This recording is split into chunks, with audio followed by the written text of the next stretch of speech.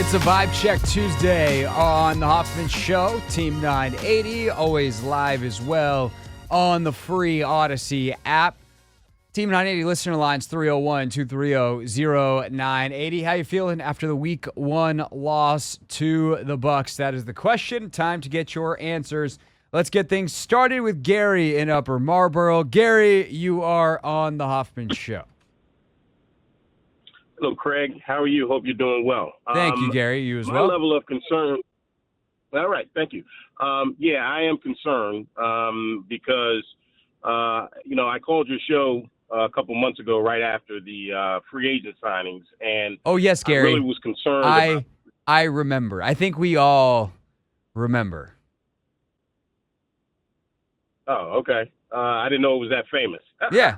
But I was concerned about the free agent signings. I didn't think that they moved the needle at all, okay? And I said that if we put them on the team last year, we would still be a 4-13 team. I think the free agents yesterday, on Sunday, they were a big flop, okay? And I realized that the contracts are not onerous, that we can get out of them, but that's really why my level of concern for the team this year was at 5-12. And I think that's exactly where they're going to be this year, 5-12, largely because the free agents are not going to be what a lot of people thought. But as far as Jaden Daniels is concerned, I'm pleased with him. Okay, I don't think he messed all over himself. I don't think the moment was too big for him. And like it was said right before the break, the key here is developing him this year. If they are 5-12 and he looks the part and he's doing what he needs to do to advance as a quarterback, that's a successul season, in my opinion. I agree with most of what you're saying, Gary. I want to double click because I'm curious, and I'm not looking to like bite anybody's head off or fight over tell you like the free agents actually played awesome. I'm just curious, like anybody in particular that you were maybe surprisingly disappointed in terms of the performance of the free agents on Sunday. I thought we would get more out of Frankie Louvu. Okay, I thought I saw Bobby Wagner look old. Okay, I mean he can still tackle somebody, but he looked old. Okay, and on one play he just got shaken out of his shoes. Okay, he looked old going sideline to sideline. Okay, and my concern about Tyler Biotish is that he's not playing in the middle of two All-Pros. Okay, so and also Dorrance Armstrong. Okay, I don't think Dorrance Armstrong came up. I think I called your show. I don't think he's a premier pass rusher.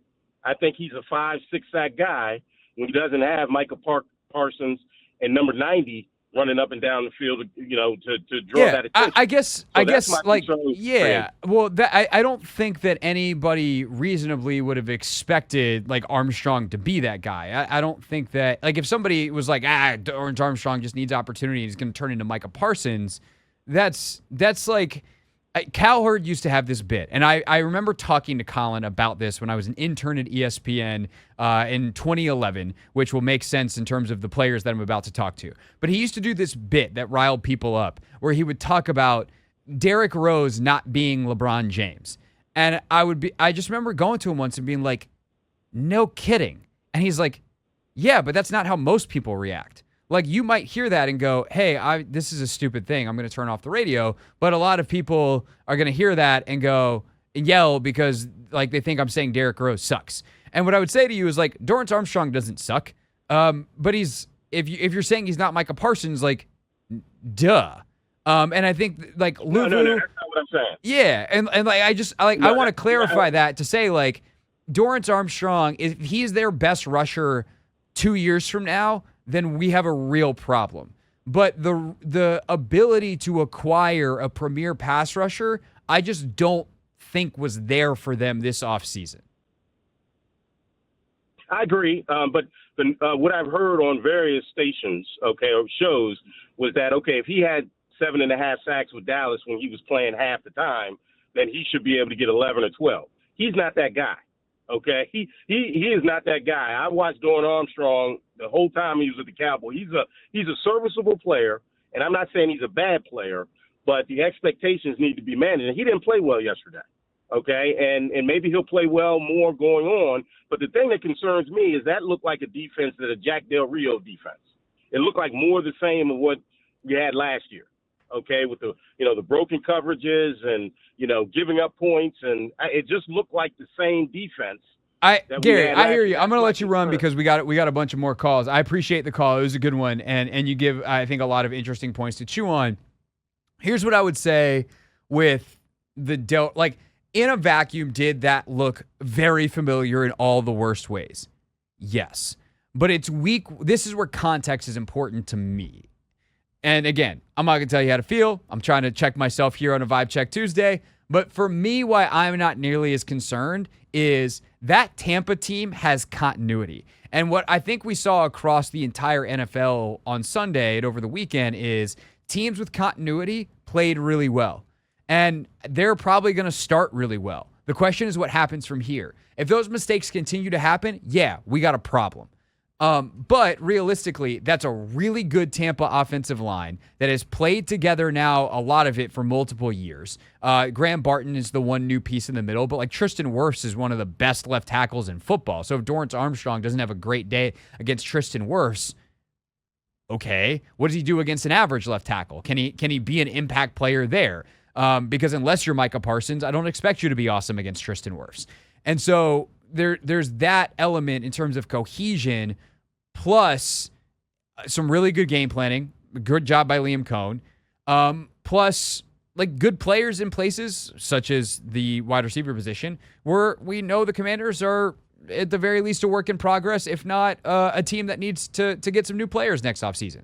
So that's kind of my spin on it. And if you want to call it spin, fine. I'll live with that. But that's just the context to me that we're living in right now.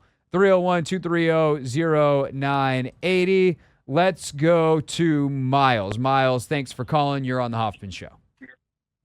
Hey, what's going on, Craig? What's up, Miles? Appreciate you calling. Hey, yeah, I just wanted to say, I'm still optimistic for this team, and having solid season after that loss from the Bucks.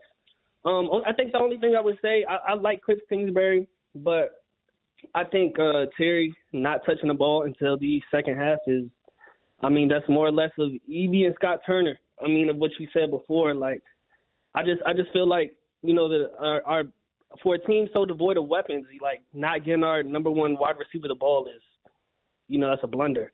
Like, yeah, no, Miles, I hear you. I really struggle with this one, Miles, and I appreciate the call because the truth is that Jaden Daniels had opportunities, multiple ones, and Terry could have easily had a 180-yard game. Like, based off, like, if I'll use Matthew Stafford again. If Matthew Stafford is the quarterback running the show on Sunday, Terry probably has a 180-yard day, running the same exact routes and just throws that weren't made that get made and throws that were missed.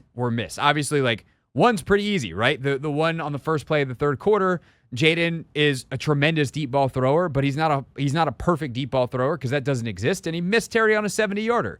There's another play on a concept called Dagger, and basically the idea is, and a lot of, like, Dagger is something that a lot of y'all have, if you play Madden, you've run it before, and there's this through route where you have one guy scream up the middle of the field, and he hopefully carries a bunch of players with him, and then you have another deep dig that comes behind it. And let me tell you, Anthony, if you play me in Madden, you better be ready because I'm gonna eat on that deep dig.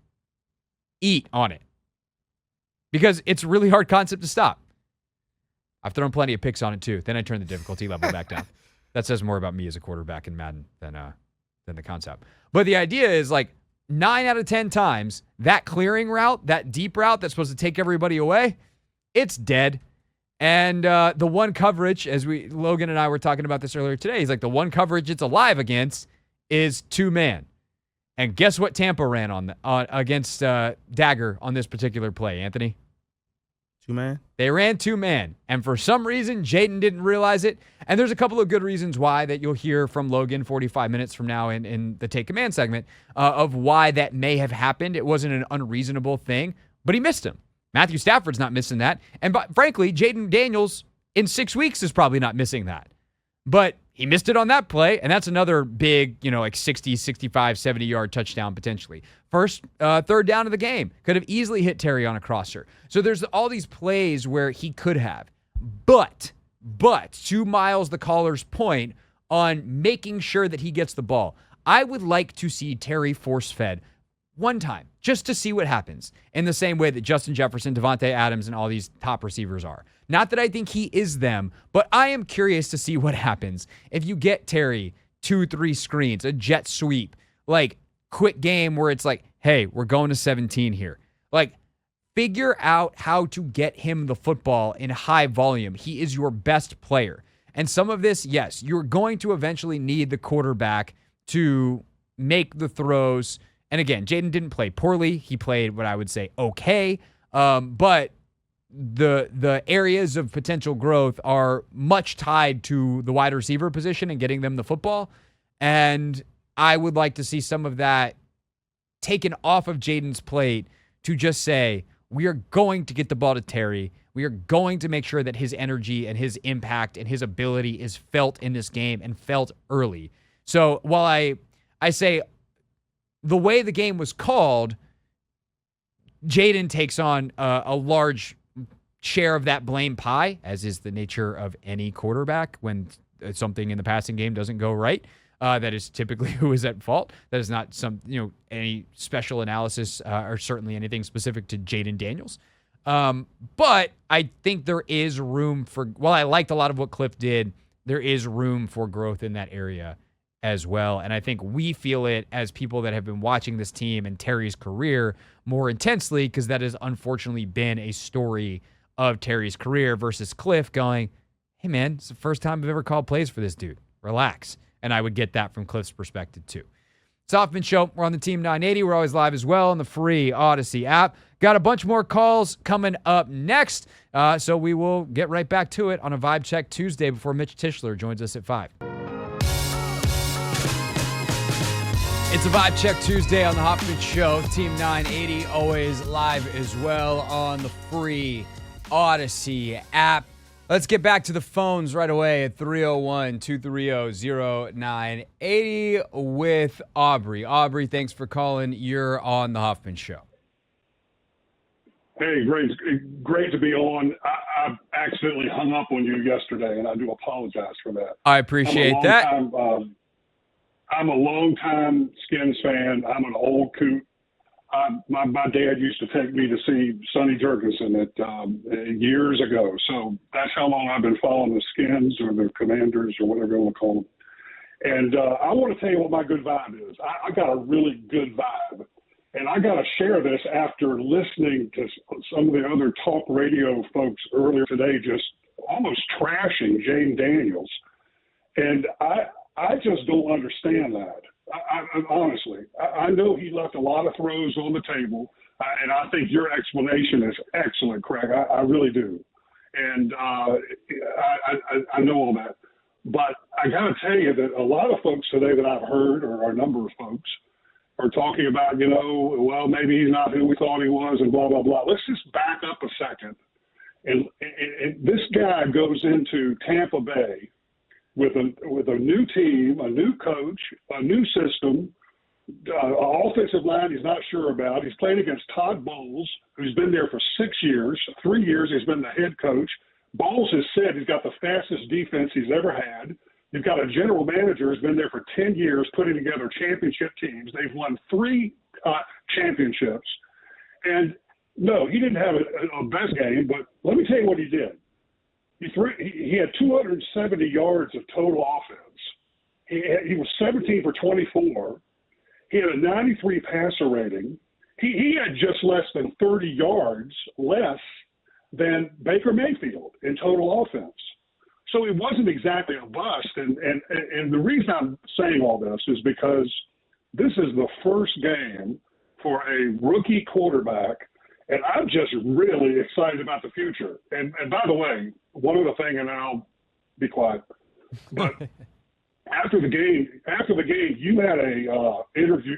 You had a show where one of the guys from the Junkies was on with you. Yeah, we did. JP joined me on the Take Command postgame stream. Yeah, and I like that crowd, but I got to tell you, he said something that really set me off because he made a statement about, Jaden he wasn't negative, but I can't remember the exact words. But then he brought in the comparison to C.J. Stroud. And he said something about, well, we'll see how Jaden does, but C.J. Strouds don't come across very often. So you know what I did? And maybe somebody's already done this because I can't listen to you or the other one all day because I'm doing other things. But I just, for the fun of it, went back and looked at C.J. Stroud's first game last year as a rookie. Now, he had to play against a tough defense. He went to Baltimore, okay? But he finished the game with 242 yards passing, 28 for 44, and his offense scored 9 points. 9. And he had a 67 passer rating. Now, my point is that this is the first game for a rookie quarterback. And we don't know where Jaden's going, but I will say this, and then I'll shut up. But if 270 yards of total offense, and I know he left a lot of throws on the table. Everyone's made that clear, and I haven't watched the films like you and Coach Q and others have.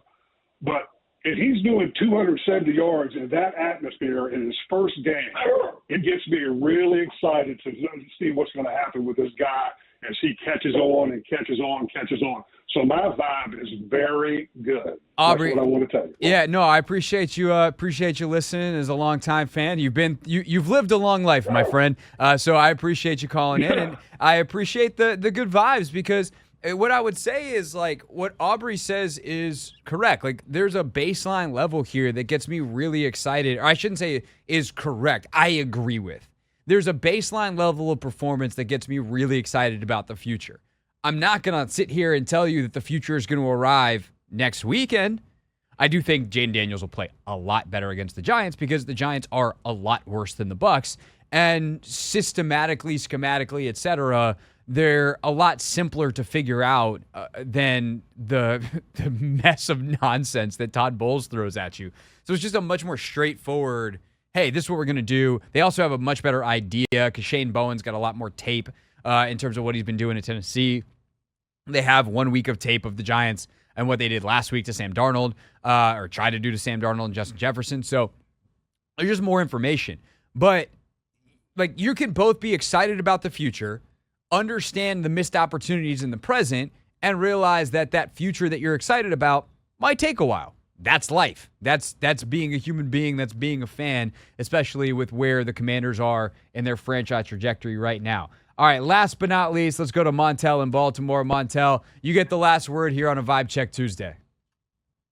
My man, what's going on, fellas? The vibe's a lot better today, as I'm sure it is for a lot of fans. I think some fans need to take that Monday to just process what happened, because everybody a little bit more calmer today. But I'm going to start positive. I think that we moved the ball really well. We missed field goals. We got pressure, but we missed tackles. So I think if they capitalize on some of them plays, it's a different game. And fans are feeling a bit different today than they were, kind of yesterday. You look at the Jets, they lost last night. Their fans are waking up devastated as well. I think that's still going to be a good team. But I do have an issue, and that is, it's not as much the play or the scheme for that matter, but although I do wish they ran the ball a little bit more, my issue lies with the comfortability of losing. And I don't know if that's just an organizational thing, but I hear that within the fan base now. Montez Sweat said as much, and I know players personally who have said the same about that organization. That doesn't change if that's the vibe around the organization. On Sunday, you're down 3 possessions in the fourth quarter, 4 for 7, and you don't go for it. That's not trying to win in my eyes as a fan. You know what I mean? Not going for 2. That's being comfortable with losing. That's being content. And I think that 2 things can be true at the same time. I think you can build, and I also think you can win. This whole it's a new regime thing is starting to become an excuse to me, because I saw the Giants in 2022 with Brian Daboll and Joe Shane go out and get to the playoffs with Daniel Jones as quarterback. I saw the Texans do it last year with a rookie quarterback. I saw the Eagles with Nick Sirianni and a new whole staff get to the playoffs. So why is that illegal for Washington to do? It's not. Here's the thing, Montel. It's not illegal. It's hard. And those are exceptions, not rules. I think there's probably a lot more examples of teams like the Lions, who were not very good in Dan Campbell's first year, but did compete their asses off. And then they kind of had a really or not kind of, they had an amazing finish to his second year and then carried that over into what they are now, which is a team that's coming off a NFC Championship game year and looks like one of the favorites in the NFC this year. I think because of where the difference I would say is in all those examples is where those given rosters were at the time the new regime took over. This team, this regime took over an empty cupboard. They in fact, not only had an empty cupboard, they had to clean out some food that had been there a little bit too long and put on like a freaking hazmat suit with the way they treated this roster. And so I actually hear you and don't disagree on some of the like, hey, why are you punting in the fourth quarter? The 2-point conversion thing's a little bit more of a wishy-washy decision for me, but I would have gone for 2 and support the idea of going for 2 and kind of having that aggressive mindset in that mold. And if that's who you want to be as an aggressive physical football team, like your decision making should match that on some level. See Dan Campbell and the Lions. But I would say realistically, Montel, my retort to what you just said and your complaint would be this roster's not good enough to win right now, but there is other stuff they can do. And I think you actually pointed some of that stuff out in terms of the competitive. I'm sorry, I don't want to take over, but I'm just like, whose fault is that the roster isn't good enough? Ron Rivera's. Like they had their opportunity. No, they didn't have an opportunity. We can blame the last guy if we would like to, but we made excuses for him for 4 years as well. I didn't make excuses. I was very critical of the bad decisions they made in real time. And I think there were a lot of other people as well. But here would be my question quickly, Montel, because we got to go because we got Tischler up next. Is like, what's the move they didn't make that they should have? I mean, it's hard. You're going to stop me right there. But at the end of the day, there were plenty of things that could have been done. Other teams got better this offseason. Like, you could have gotten better. I mean, do you personally believe that getting rid of Jahan Dawson was the best move? Yes. With the rookie quarterback and no weapons? Yes, because he wasn't good here. You think that was I watched him all camp long. He wasn't good. Okay. Well, hey, if that's the case, like you said, who's replacing him? We need a replacement. If you're going to get rid of somebody, you can't have a replacement. You don't find replacements in August. You find replacements. This is like, Montel, I want you to call back. Here's what I want you to do. I want you to call back tomorrow because I want to talk about this. But I got to let you go right now because we're like, I'm 5 minutes over where I should be. But like the thing is, like, when fans have always wanted a GM that's going to build through the draft. Adam Peters did a lot of stuff in the draft. Draft picks take time. And now you're mad that he is not getting more players? Like, that's not how that works. Like, it's a multi-year rebuild to get your blue chip guys. And by the way, in the time when they were acquiring players, they didn't think wide receiver was going to be as big of a problem because they didn't anticipate Jahan Dotson not taking to the new system. I don't blame them for that. That's a reasonable assumption to think that a first-round pick is going to be, playable. And he wasn't. He just didn't. He wasn't worth it in terms of keeping him compared to saying, like, this dude is going to be a drag on our building because his attitude's not where we want it. And we think we can get equal production out of other players. And so it is when their cupboard's that bare, there's only so many guys you can sign. You don't want to overspend on guys and screw yourself up in the long term. And you got to give some of the young players chances to play. And so we'll talk about this more later in the week. Maybe Montel will call back tomorrow and we'll get going on it. But that's the short version of that. What's up, kiddos? It's your boy Clinton Yates from ESPN. It's the Hoffman Show on the Team 980. Tell your mama I said what's up.